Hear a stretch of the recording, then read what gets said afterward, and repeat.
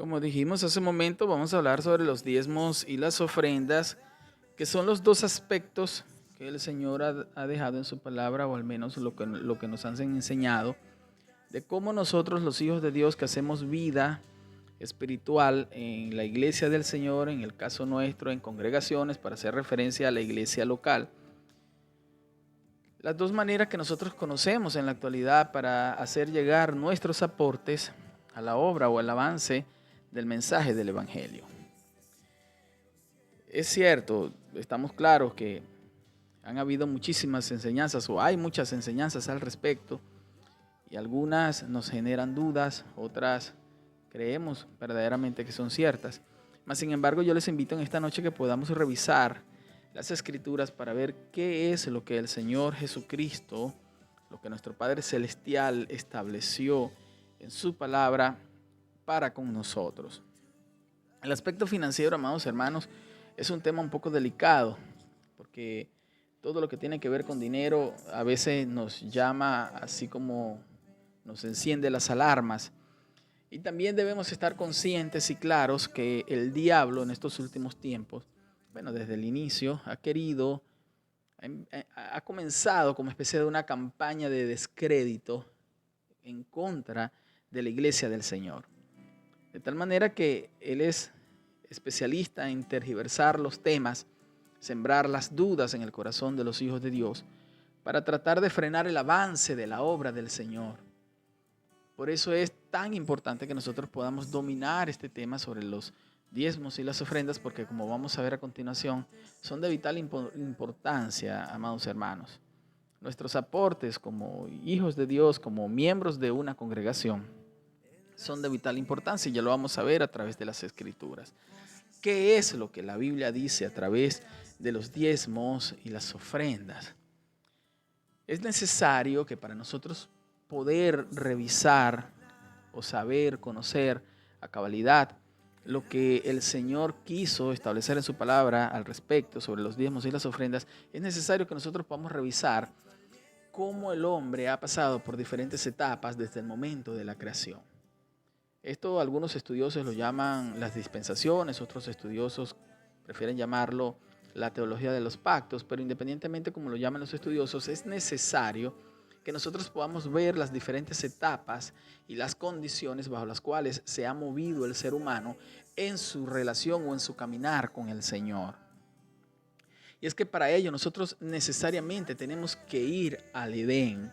En Génesis capítulo 3, cuando el hombre desobedece a Dios, el hombre tiene miedo, siente miedo por primera vez y se esconde de Dios.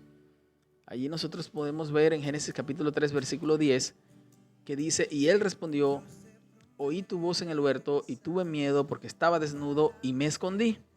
Desde ese preciso momento el hombre comienza a huir de Dios y ha sido la conducta del hombre siempre, caminar de espaldas a Dios. Mientras va caminando, mientras avanza, el hombre acá en la tierra, el hombre camina a espaldas a Dios. Y siempre ha sido Dios quien busca al hombre porque nos ama y Él anhela la reconciliación de la humanidad para con Él, porque nosotros somos su creación. Y a través del Señor Jesucristo, Él quiere reconciliarnos con Él. Entonces el hombre, mientras pasa el tiempo, mientras pasa su estadía acá en la tierra, el hombre más se distancia de Dios. Esto es necesario que lo conozcamos para poder revisar este tema, amados hermanos, y vamos a ver por qué. En Génesis capítulo 6, versículo 5, dice la palabra del Señor, y vio Jehová que la maldad de los hombres era mucha en la tierra, y que todo designio de los pensamientos del corazón de ellos era de continuo solamente el mal. Como dijimos en un momento, mientras el hombre se multiplicaba, llenaba la tierra, su manera de pensar, su actuar, siempre fue de continuo hacia el mal. Llegamos entonces al momento en que Dios fija su mirada a un hombre llamado Noé, le da las directrices necesarias para que Noé y su familia fuesen salvados del juicio que Dios iba a traer a la humanidad a causa de la multiplicación del pecado. Y podemos ver cómo Noé atiende fielmente a las instrucciones de Dios y se salva él, su esposa, sus hijos y las esposas de sus hijos. Posterior al diluvio continúa la multiplicación del hombre, pero la conducta del hombre no no cambia. Siempre es la misma. El hombre camina de espaldas a Dios, el hombre camina en contra de Dios. Llegamos entonces hasta el punto en que Dios se fija en Abraham y le da una orden a Abraham.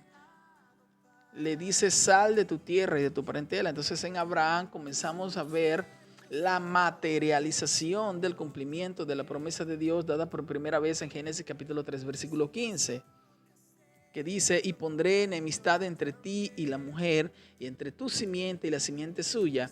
Esta te herirá en la cabeza y tú le herirás en el calcañar. También lo podemos ver ilustrado por primera vez en Génesis capítulo 3 versículo 21, que dice la escritura: Jehová Dios hizo al hombre y a su mujer túnicas de pieles y los vistió. Aquí nosotros podemos ver cómo un animal inocente muere para que su piel pueda cubrir la desnudez del hombre y de la mujer. De tal manera que ahí nosotros podemos ver ejemplificado por primera vez el sacrificio de Jesús en la cruz del Calvario, porque el Señor Jesucristo murió en lugar de nosotros, pagó el precio que usted y yo debíamos pagar. De tal manera, amados hermanos, que eran muy pocos los hombres, eran pocos los hombres que caminaban en pos de Dios.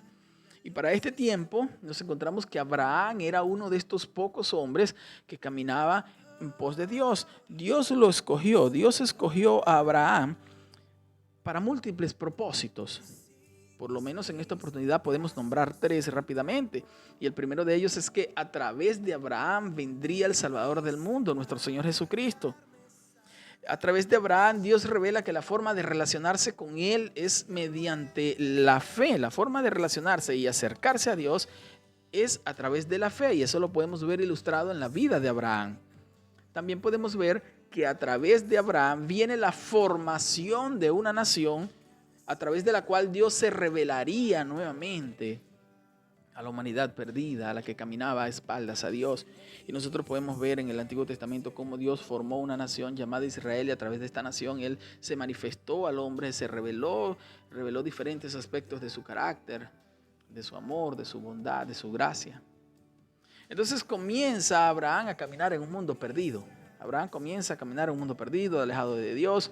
Y en este transitar de la vida de Abraham, él se relaciona con diferentes personas, dentro de las cuales nosotros podemos encontrar a un hombre llamado Melquisedec. Y para revisar o comenzar a hablar lo que es el diezmo, necesariamente debemos hacer referencia a este episodio de la vida de Abraham, porque acá justamente es donde se nombra el tema del diezmo por primera vez. Yo les pido que por favor vayamos a Génesis capítulo 14 versículo 17. Y dice la escritura: cuando volvía de la derrota de Kedorlaomer y de los reyes que con él estaban, salió el rey de Sodoma a recibirlo al valle de Sabe, que es el valle del rey. En el capítulo anterior, en el capítulo 13, Abraham se había separado de su sobrino Lot, y del cual había salido acompañado de Ur de los caldeos cuando Dios le había ordenado salir de allí. Dios le dijo a Abraham: sal de tu tierra y de tu parentela a la tierra que yo te mostraré. Poco tiempo después, Lot fue llevado cautivo y su tío había salido a su rescate. Ese es el evento que nosotros encontramos acá en Génesis capítulo 14, versículo 17. Ahora vamos a leer el versículo 18. Entonces Melquisedec, rey de Salem y sacerdote del Dios Altísimo, sacó pan y vino. Nosotros conocemos en la actualidad por las escrituras que Melquisedec es un tipo de Cristo. Lo podemos ver en Hebreos capítulo 7. Pueden leerlo en su casa con mayor detenimiento. Pero cuando Abraham tuvo su encuentro con Melquisedec, era un hombre normal. Abraham vio a un hombre normal, común y corriente, de pronto con algún otro tipo de vestimenta, con algo que le distinguía, que pareciera diferente, pero era simplemente un hombre. No reflejaba nada místico de pronto. En el versículo 19 entonces comienza Melquisedec a dirigirse a Abraham, y vamos a ver lo que le dice en Génesis 14, 19. Y le bendijo diciendo: bendito sea Abraham del Dios Altísimo, creador de los cielos y de la tierra. Ahora Melquisedec le dice algo a Abraham que creo lo dejó en asombro. Cambia de pronto su manera de pensar. Se da cuenta, Abraham observa que existe otra persona que sirve a su Dios, al Dios que Abraham también servía, al Dios verdadero. al que lo llamó y le hizo una promesa. Y no solo eso, sino que le revela un aspecto del carácter de Dios que Abraham no conocía. Melquisedec llama al Dios al que le sirve a Abraham, al Dios verdadero, lo llama el Elión. Y el Elión en el idioma original significa el supremo, el altísimo, el alto, de mucha estima, el excelso, mayor, superior. Eso significa el Elión, y de esa manera llama a Melquisedec al Dios verdadero, y Abraham al parecer desconocía ese aspecto, ese atributo, ese carácter de Dios, porque vamos a ver qué es lo que le dice más adelante. Vamos a leer el versículo 20. Y bendito sea el Dios Altísimo que entregó tus enemigos en tu mano. Y dice la escritura acá, ya la última parte de este versículo 20, y le entregó a Abraham los diezmos de todo. Acá por primera vez en las escrituras se nombran los diezmos. Y es que este nuevo conocimiento de este atributo, de este carácter de Dios, produjo en Abraham que le entregara los diezmos a Melquisedec del botín conquistado durante la guerra, de la guerra que él venía de librar para libertar a su sobrino Lot. Esto sucede, Abraham le entrega los diezmos a Melquisedec. Una vez se da cuenta que este hombre también le sirve al Dios a quien él le sirve. Y le muestra, le revela un aspecto, un carácter interesante de la persona de Dios.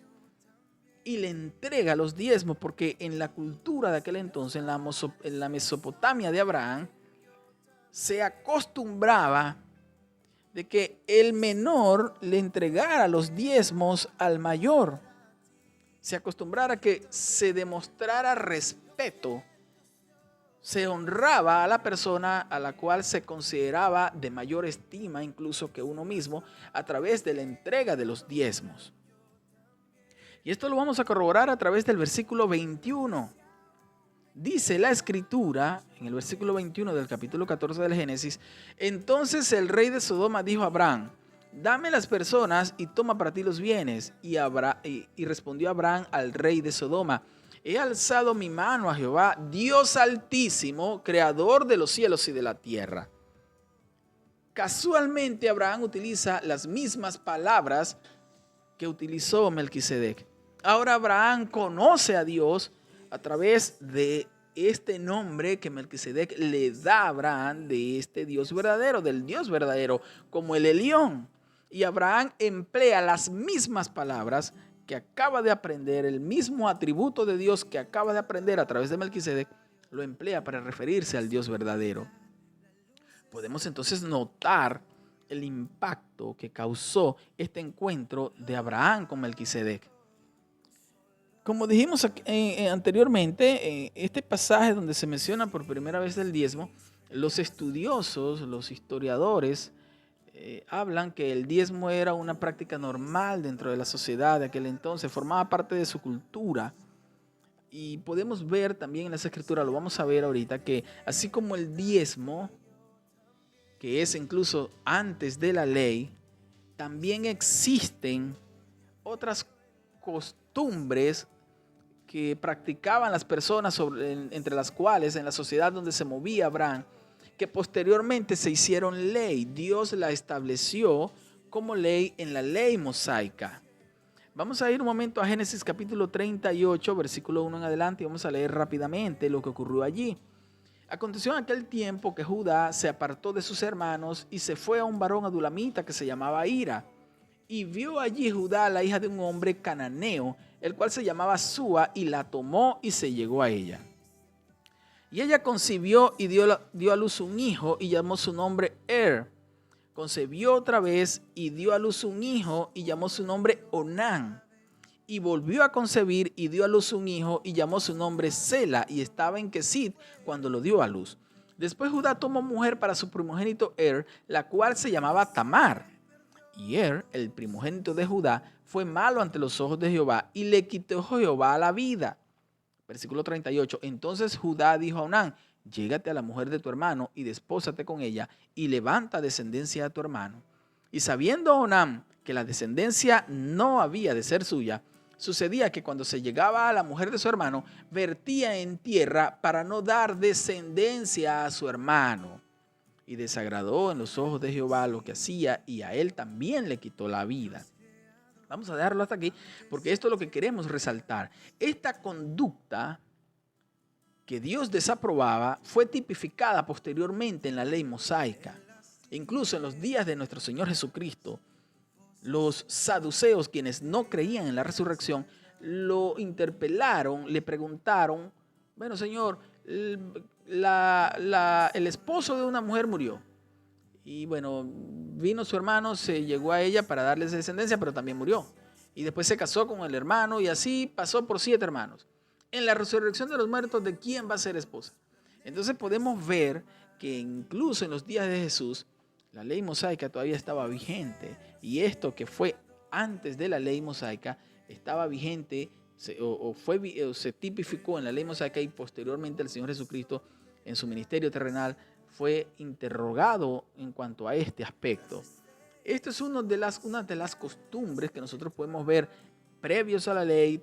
Podemos mencionar otra, como por ejemplo el sacrificio de animales. Podemos ver que se sacrificaban animales. Tenemos lo que es el diezmo, el sacrificio de animales. Esta costumbre, por supuesto, entonces son antes de la ley. Tenemos el deber, amados hermanos, de enseñar la palabra en el sentido que fue escrita. La Biblia es una sola historia y debemos estudiarla cuál tal es ella. Entonces, por eso es que es necesario que podamos hablar de todo esto, porque hay que contextualizar los diferentes eventos que ocurren en la Escritura para poder entenderlo. Porque algunas personas que enseñan sobre el diezmo utilizan Génesis capítulo 14, versículo 17 en adelante, para apoyar su idea. Con esto no estoy queriendo decir que esté o no esté vigente, pero ellos lo utilizan para apoyar la idea de que el diezmo es previo a la ley, por lo tanto es inmutable en el tiempo y está vigente el día de hoy. Si ellos consideran que el diezmo está en la actualidad vigente, necesitan otro soporte bíblico, porque este no tiene asidero. Pero vamos a continuar, vamos a ver algunos pasajes bíblicos donde se establece el diezmo, esta costumbre que había en la Mesopotamia de Abraham, se establece como ley en el pacto mosaico o en la dispensación de la ley. Levítico capítulo 27, versículo 30 dice: y el diezmo de la tierra, así de la simiente de la tierra como del fruto de los árboles, de Jehová es cosa dedicada a Jehová. Levítico 27, 31 continúa diciendo: y si alguno quisiere rescatar algo del diezmo, añadirá la quinta parte de su precio por ello. Y todo diezmo de vacas o de ovejas, de todo lo que pasa bajo la vara, el diezmo será consagrado a Jehová. Entonces vemos que aquí en la ley mosaica entonces se estableció el diezmo como ley. También vamos a ver el momento en que el Señor establece como ley la entrega de la viuda al hermano del difunto. Deuteronomio capítulo 25, versículo 5 dice: cuando hermanos habitaren juntos y muriere alguno de ellos y no tuviere hijo, la mujer del muerto no se casará fuera con hombre extraño. Su cuñado se llegará a ella y la tomará por mujer y hará con ella parentesco. Versículo 6. Y el primogénito que ella diere a luz sucederá en el nombre de su hermano muerto, para que el nombre de éste no sea borrado de Israel. Vemos entonces cómo el Señor, estas dos costumbres que estaban en los tiempos de los patriarcas, posteriormente fueron tipificadas en la ley mosaica. Vamos a continuar porque es necesario que nosotros podamos, vuelvo y repito, contextualizar todos los temas para poder entender en su justa medida la intención del escritor bíblico, el mensaje que el escritor bíblico quería comunicar a los destinatarios. Dios llama a Abraham, a Isaac y Jacob. A este último Dios le cambia el nombre por Israel. Eso lo podemos ver en el libro de Génesis. Pero de Jacob, de Israel, le nacen 12 hijos que posteriormente llegaron a ser las 12 tribus de Israel. Jacob desciende a Egipto en los tiempos de José. Eso también lo podemos ver en el libro de Génesis. Jacob desciende con su familia, trasladan su morada a Egipto, comienzan a multiplicarse de tal manera que fueron muchas personas, llegaron a ser un pueblo muy grande. Muere el faraón que conocía a José, mueren todos los gobernantes que conocían a José, y el faraón de turno en ese momento decide esclavizar a la nación de Israel o al pueblo de Israel, a los hebreos, por temor a que ellos pudieran llegar a rebelarse en un momento. Pasan 430 años aproximadamente, de 400 años aproximadamente de esclavitud, hasta que Dios levanta a Moisés y envía a rescatar a este pueblo. El pueblo sale de la esclavitud en Egipto a través de Moisés.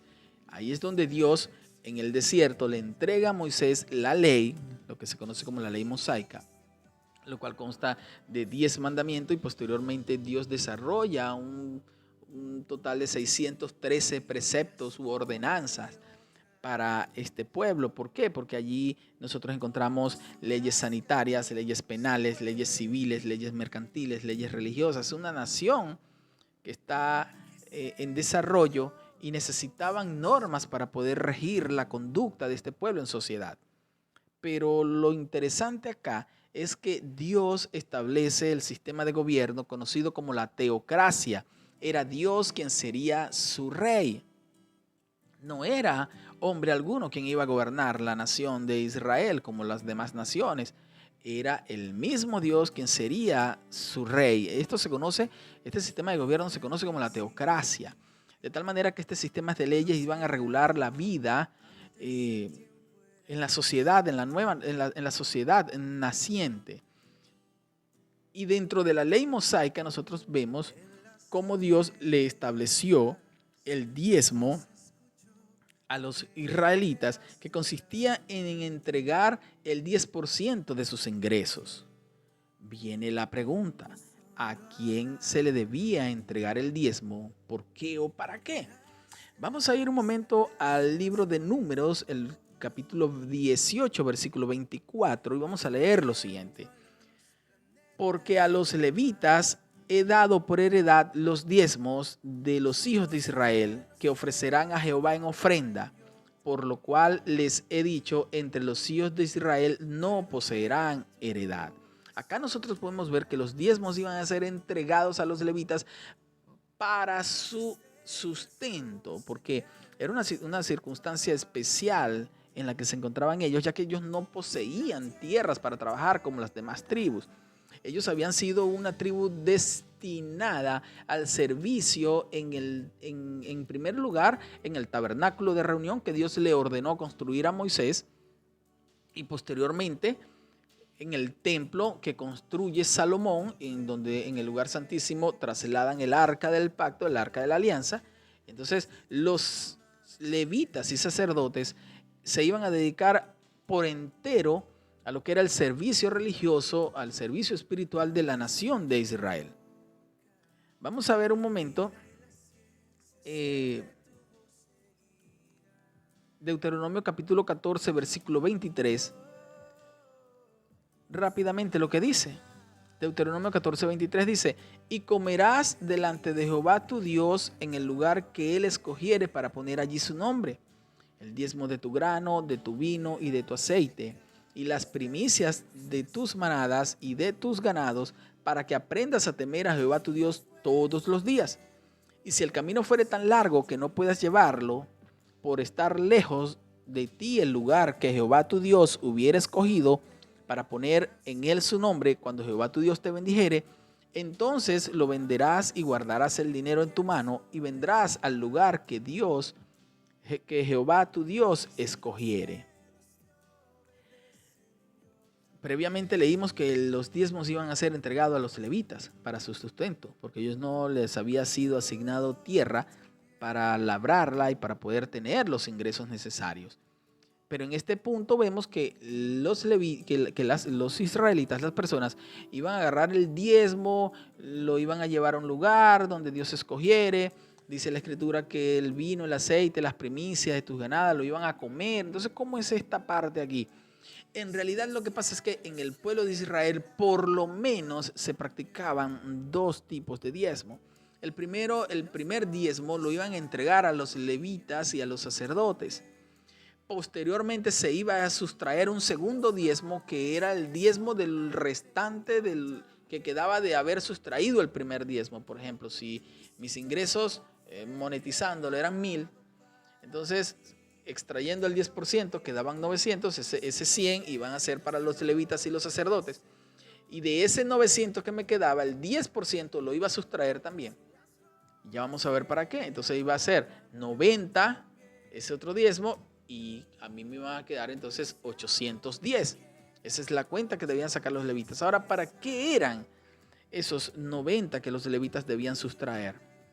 Resulta ser que los levitas no, el pueblo de Israel. Resulta ser que el pueblo de Israel anualmente celebraban diferentes fiestas y debían trasladarse al tabernáculo de reunión, al templo, después que llegaron a establecerse como nación, cuando Dios repartió la tierra a través de Moisés y a través de Josué.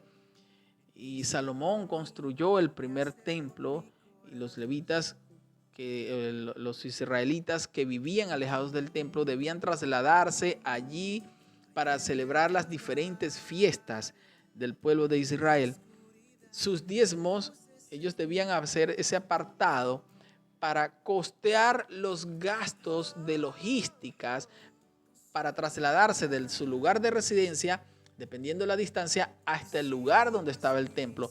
Entonces, eso era como una especie de un ahorro a través del cual ellos iban a sufragar los gastos logísticos para poder trasladarse al templo y ofrecer las diferentes ofrendas que la ley misma les pedía. Podemos ver entonces esos dos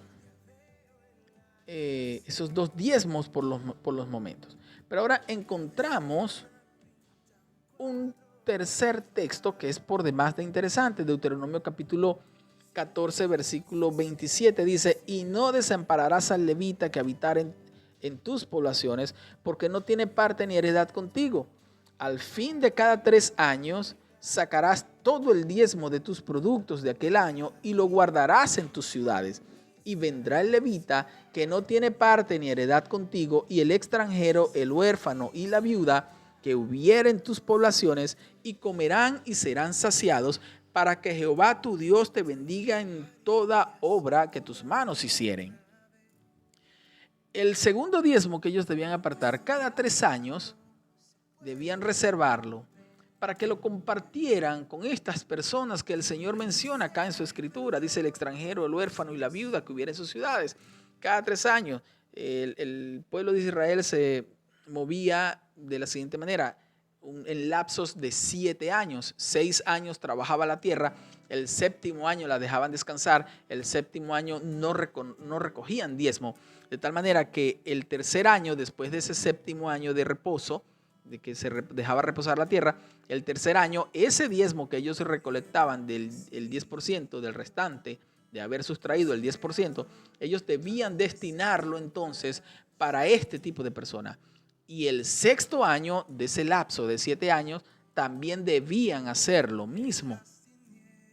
Entonces estas leyes estaban ordenadas para sustentar a todas las personas que se dedicaran a la verdadera adoración a Dios, y en parte, en el caso del segundo diezmo, también hacia los más pobres y desvalidos. Con el pasar del tiempo, el sistema de gobierno que Dios había instaurado, el sistema de gobierno teocrático, pasó a ser entonces un sistema de gobierno monárquico. Eso lo podemos ver a partir de 1 Samuel capítulo 8 en adelante, cuando el pueblo de Israel comenzó a pedirle rey a Samuel. Pasamos entonces de una teocracia a una monarquía, y siendo el primer rey de Israel Saúl. Posteriormente vemos que en la sucesión, antes de llegar a David, podemos ver allí un pequeño lapso que fue rey uno de los hijos de Saúl llamado Isbosef. Posteriormente fue David, que reinó durante 40 años, 33 años reinó en Jerusalén y 7 años en Hebrón, algo así dice la escritura, si mal no recuerdo ahorita. Lo cierto es que pasamos de un sistema de gobierno teocrático al sistema de gobierno monárquico. Se construye el templo. Entonces podemos ver que los nuevos reyes, más o menos como finalizando ya el periodo de gobierno de David, cuando Saúl de repente no, porque no estaba muy bien constituido lo que era el sistema de gobierno monárquico, pero ya a partir de finalizando el periodo de gobierno de David, podemos ver cómo le comenzaron a imponer impuestos al pueblo. Y cuando Salomón también podemos verlo, y así sucesivamente. Después de Salomón, todos los reyes que venían le cobraban impuestos a la nación de Israel. Entonces los israelitas tenían que apartar los diezmos para cumplir con las leyes religiosas, pero además también tenían que sacar impuestos para cumplir con las leyes civiles y poder mantener el reinado y todo lo que fueron los funcionarios públicos que pertenecían a la corte del rey, como el ejército y todas esas cosas. Eso podemos ver después que incluso el mismo gobierno, el mismo reinado, se fusionó el reinado con la parte religiosa del templo y las arcas del templo, todo lo que eran los diezmos que los israelitas llevaban al templo. El mismo rey le puso la mano a esos diezmos. Al final del día, las finanzas del reino se mezclaron con las finanzas del templo. Esa situación, junto con la degradación moral y espiritual de la nación, llevó a que los israelitas dejasen de llevar los diezmos al alfolí, al templo. De tal manera que Dios, en Malaquías capítulo 3, versículo 10, dice: traed todos los diezmos al alfolí y haya alimento en mi casa, y probadme ahora en esto, dice Jehová de los ejércitos, si no os abriré las ventanas de los cielos y derramaré sobre vosotros bendición hasta que sobreabunde. Podemos ver en qué contexto Dios escribe Malaquías capítulo 3, versículo 10. ¿Quién está hablando acá? Vamos a ver. Traed todos los diezmos al alfolí y haya alimento en mi casa y probadme ahora en esto, dice Jehová de los ejércitos. Quien habla acá es Dios. ¿En casa de quién habría alimento al momento de que el pueblo de Israel cumpliera con la ordenanza dada en la ley? Vamos a volver a revisar. Traed todos los diezmos al alfolí y haya alimento en mi casa, dice el escritor, la Biblia. ¿En casa de quién? En casa de Dios. ¿Quién es quien está hablando? No en casa de ningún israelita, en casa de Dios. Vuelvo y repito, porque el diezmo que era entregado en especie a los israelitas, a los levitas y a los sacerdotes, que a su vez hay que mencionar que los levitas del diezmo recibido, ellos debían sacar el diezmo del diezmo para entregarlo a los sacerdotes, del sumo sacerdote y los sacerdotes que se encargaban, por supuesto, de los diferentes sacrificios. Entonces la escritura dice que traed los diezmos al alfolí y haya alimento en mi casa. La casa que hace referencia aquí es el templo del Señor.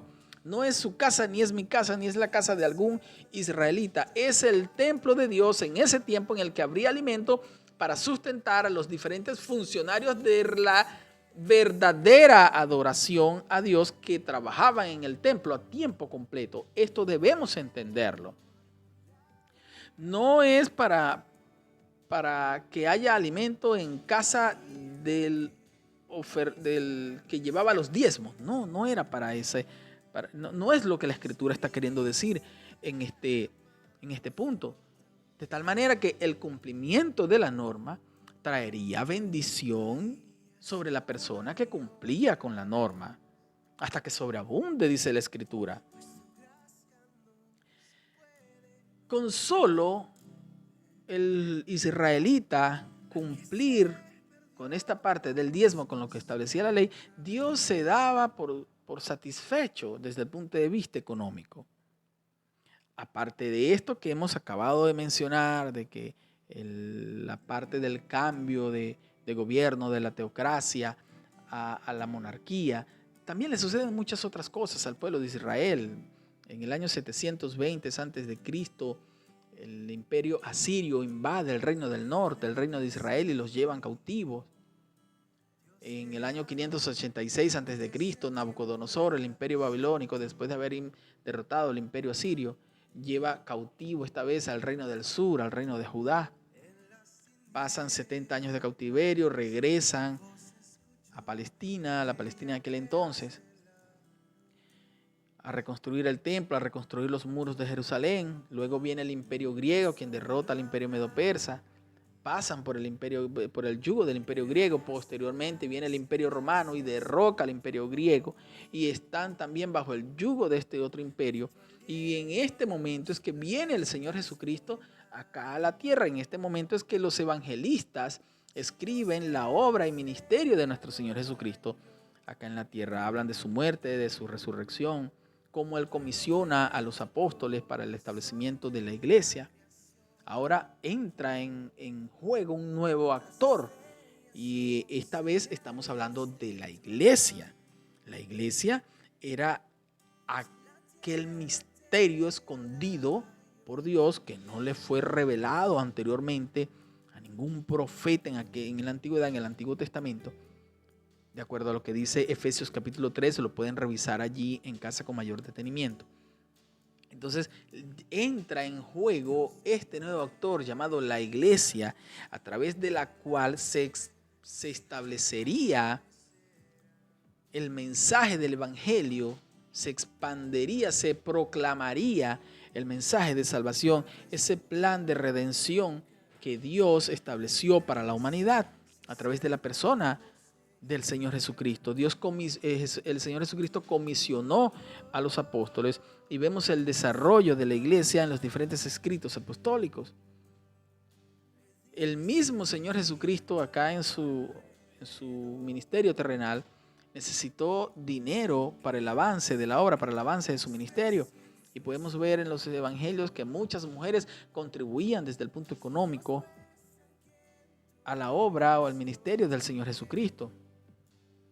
Ahora, en el Nuevo Testamento, nosotros no vemos por ninguna parte la palabra diezmo, salvo en una ocasión mencionada por el Señor Jesucristo, y de manera quizás de reclamo hacia los fariseos, cuando les dijo: ustedes diezman la menta, diezman el grano y bien hacen, pero hagan aquello sin dejar de hacer esto, porque el Señor Jesucristo no vino incluso para abolir la ley, Él vino para cumplir la ley.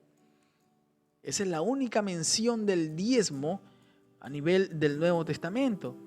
En el Nuevo Testamento sí nosotros podemos ver es la palabra ofrenda, que incluso difiere de la ofrenda que encontramos en el Antiguo Testamento, en el Antiguo Pacto. La ofrenda del Antiguo Pacto, en algún lado dice que había una ofrenda voluntaria, pero incluso la ofrenda voluntaria, Dios le establecía lo que debía ofrendar la persona. Y podemos ver que la ofrenda en el Antiguo Testamento tenía que ver mucho con una especie de multa. Si la persona fallaba o cometía algún tipo de delito o violaba la ley en algún punto, entonces la persona debía llevar una ofrenda de esto otro. Era como especie de una multa muchas veces. Ahora nosotros nos trasladamos al nuevo pacto en el que estamos viviendo el día de hoy, y en el nuevo pacto, en el desarrollo de la iglesia, en el establecimiento de la iglesia, en el trabajo que hicieron los apóstoles, en el desarrollo, en el establecimiento de la iglesia, nosotros encontramos la palabra es ofrenda. Y en este momento por lo menos vamos a hablar de 5 aspectos que presenta la ofrenda en el Nuevo Testamento. Y el primero de ellos es que debe ser planificada. La ofrenda que usted y yo damos como congregantes, como feligreses, debe ser una ofrenda planificada. ¿Y a qué me refiero yo con una ofrenda planificada? Vamos a ir a 1 Corintios capítulo 16, versículo 1. En cuanto a la ofrenda para los santos, haced vosotros también de la manera que ordené en las iglesias de Galacia. Cada primer día de la semana, cada uno de nosotros ponga aparte algo según haya prosperado, guardándolo para que cuando yo llegue no se recojan entonces ofrendas. Y cuando haya llegado a quienes hubieres designados por carta, a estos enviaré para que lleven vuestro donativo a Jerusalén. Y si fuere propio que yo también vaya, irán conmigo. En este primer aspecto nosotros podemos ver que la ofrenda en el Nuevo Testamento era planificada en la iglesia primitiva. No es como muchos de nosotros hacemos el día de hoy. Al momento de recoger la ofrenda en el servicio a Dios, en el culto a Dios, en nuestras congregaciones, comenzamos a revisarnos los bolsillos. Ay, Dios mío, dejé la ofrenda, sería que traje algo de ofrenda. Y sacamos cualquier billete. Si es de baja denominación, mejor todavía. Para nosotros, por supuesto. Por lo menos en este primer aspecto estamos fallando. La Escritura dice que cada primer día de la semana, cada uno de vosotros ponga aparte algo según haya prosperado. Amados hermanos, el Señor a usted y a mí nos prospera. Todo el sustento que nosotros tenemos, todo lo que poseemos, todo lo que adquirimos, viene de Dios. De Jehová es la tierra y su plenitud, el mundo y los que en él habitan. Creo que es el Salmo 24, si mal no recuerdo ahorita, que dice eso. Todo es de Dios, todo proviene de Dios. Colosenses capítulo 1, versículo 16 en adelante dice que todo fue creado por Él, por medio de Él y para Él. Todo es de Dios, de tal manera que lo que nosotros podamos adquirir, lo que nosotros podamos tener es de Dios. En este punto nosotros debemos planificarnos y hacer un apartado para cuando vayamos al culto a Dios, que además el culto es a Dios, nosotros poder depositar en nuestra congregación el aporte que planificamos en el momento en recibir nuestros ingresos, ya sea semanales, quincenales, mensuales, que no sea algo imprevisto. Y esto nos lleva al segundo punto. Y el segundo punto es que debe ser consensuada. Nuestra ofrenda a Dios, nuestro aporte a la iglesia, a la congregación en la cual hacemos vida espiritual, es que debe ser consensuada. ¿A qué me refiero yo con esto? La ofrenda que nosotros llevamos a nuestra congregación los días domingo debe ser el resultado de un consenso familiar. Yo como cabeza de la casa, como cabeza del hogar, como sacerdote de mi familia, llamo a mi esposa y a mis hijos, al núcleo familiar. Esta semana nuestros ingresos fueron de tanto. Ahora vamos a dar una ofrenda al Señor de tanto. ¿Estamos todos de acuerdo? Así debe ser la ofrenda que nosotros traigamos al día de hoy a nuestras congregaciones. Además de la bendición que eso viene a nuestras vidas, porque le estamos enseñando disciplina a nuestros hijos. Le estamos enseñando cómo ofrendar, le estamos enseñando que deben ser organizados. Además de la unión familiar que eso conlleva. Debe ser consensuada la ofrenda que usted y yo al día de hoy llevamos a nuestras congregaciones.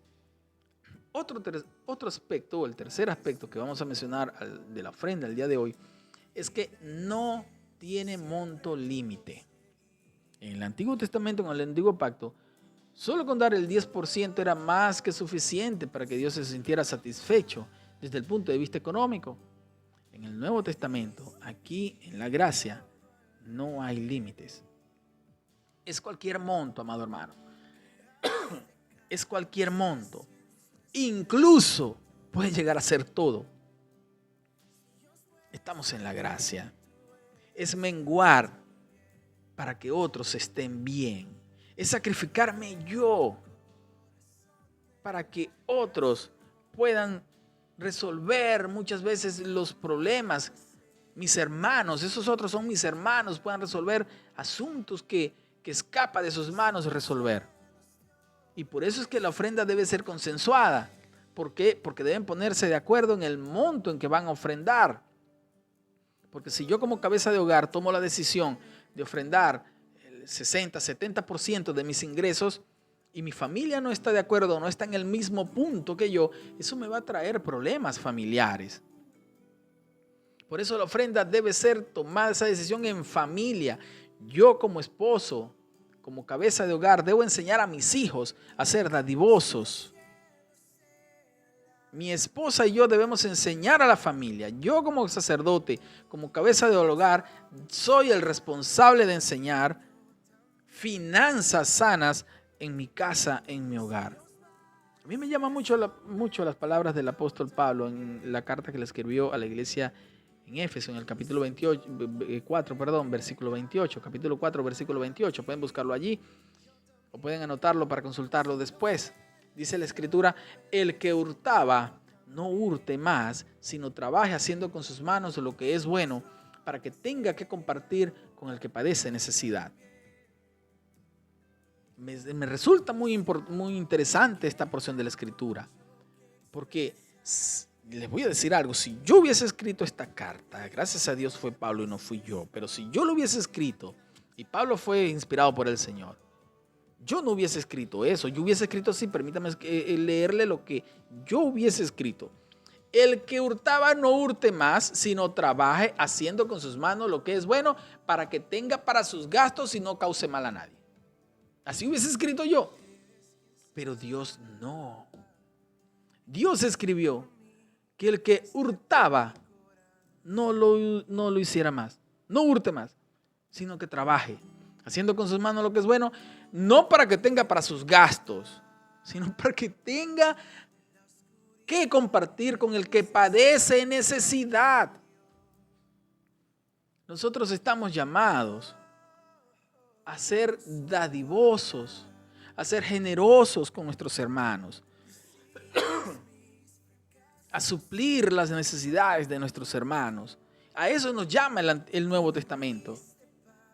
Oye, mira, a veces nosotros pensamos que la gracia, estamos en la gracia, amén, y es verdad, y el Señor no nos acusa, somos justificados por el sacrificio de Jesús en la cruz del Calvario, pero veamos que en la ley, amados hermanos, con solo dar el 10% de mis ingresos y posteriormente hacer un apartado del 10% del restante que me quedaba de sustraer el primer 10%.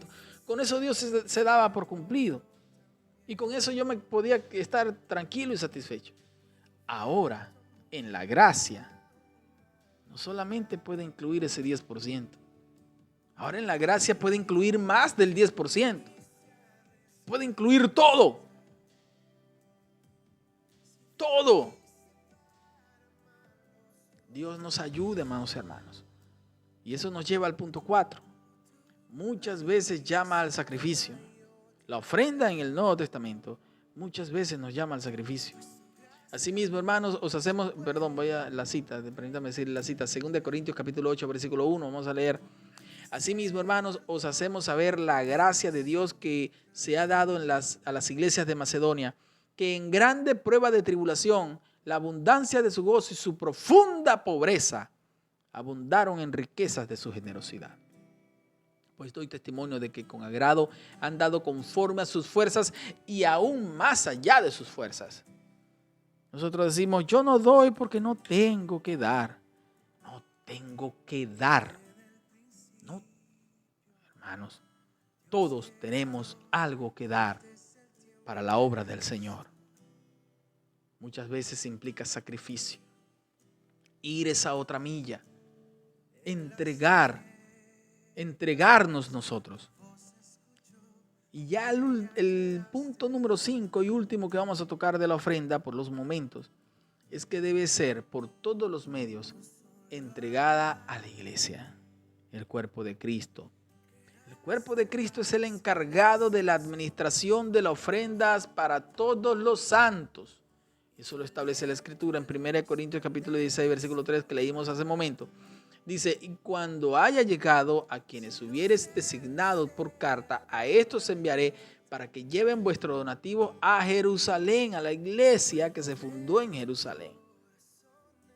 en el libro de los Hechos, en el capítulo 4, el versículo 34 y 35, dice: así que no había entre ellos ningún necesitado, porque todos los que poseían heredades o casas las vendían y traían el precio de lo vendido y lo ponían a los pies de los apóstoles, y se repartía a cada uno según su necesidad. No era que ponían el costo o el dinero obtenido como venta de los bienes, lo tiraban allí a los pies de los apóstoles, lo ponían, lo colocaban a disposición de los líderes de la iglesia para que fuesen ellos quienes los administraban. Yo entiendo que, como dijimos al principio, el diablo ha intentado desacreditar la iglesia de Jesucristo, eso lo entendemos. Incluso en voces de personas que en la actualidad son muy famosas, como por ejemplo Jesús Adrián Romero, entre otros. En una introducción de Jesús Adrián Romero dice: si vas a la iglesia y te maltratan, no importa, no vayas a la iglesia, ven a Cristo, Él no te echa fuera. Por amor a Cristo, ¿cómo tú no vas a ir a la iglesia si la iglesia es el cuerpo de Cristo? La iglesia ha caído por ataques del enemigo en un descrédito. Y por supuesto también sabemos que muchos pastores, bueno, lamentablemente han caído también en un mal manejo financiero de las arcas de las congregaciones. Eso ha llevado a que muchos de nosotros hayamos decidido nosotros mismos administrar las ofrendas o los aportes que tenemos, los aportes que nosotros queremos dar, las ofrendas que queremos entregar. Y pensamos que hacemos bien entregando nuestras ofrendas a fulano o a sutano para cubrir necesidades de esas personas. Amados hermanos, nuestras ofrendas tienen que ser llevadas a la congregación donde nosotros hacemos vida espiritual. Y los encargados de la administración de la ofrenda son los líderes de la iglesia, de esa congregación en la que usted hace vida espiritual, de esa congregación donde nosotros hacemos vida espiritual y nos edificamos espiritualmente. Allí nosotros debemos dar nuestro aporte a esa congregación. Imagínense, si nosotros no confiamos en el manejo financiero de nuestros líderes, ¿cómo le vamos a confiar entonces en nuestra vida espiritual? Por supuesto que no. Además, usted y yo conocemos a nuestros pastores. Es lícito incluso que nuestros pastores sean mantenidos del trabajo espiritual que ellos realizan para nosotros. Es lícito, hermano. ¿Cuándo fue la última vez que usted no fue al culto y su pastor no lo fue a visitar? Y usted se molestó porque su pastor no lo visitó. Nuestros pastores, amados hermanos, son los que dan cuenta de nosotros, dice el libro de Hebreos. Si nosotros llamamos a un ayuno el día lunes, por ejemplo, estoy seguro que el único que va es el pastor de nuestra congregación. Porque de resto todos nosotros estamos trabajando. El único que no trabaja para generar sus propios ingresos son los pastores. Entonces es lícito, no pondrás bozal al buey que trilla. Es lícito que nuestros pastores tengan su sustento de la obra que ellos realizan a tiempo completo para nuestro Señor y para beneficio nuestro. De tal manera que este último punto nos dice, amados hermanos, que nosotros debemos llevar nuestras ofrendas a la congregación en la que hacemos vida espiritual. Todos nuestros aportes debemos llevarlos a nuestra congregación. Por supuesto, como dijimos anteriormente, después de un consenso familiar, decidimos cuánto ofrendar, cuánto es nuestro aporte a nuestra congregación, y eso tampoco nos debe limitar a que si surge alguna necesidad en alguno de nuestros hermanos, también no podamos dar un aporte para suplir las necesidades de nuestros hermanos. Estamos en la gracia. Se supone que estamos llenos de amor. Y ya por último, la Escritura dice que Dios ama al dador alegre. Y el dador alegre es aquel que da sin esperar nada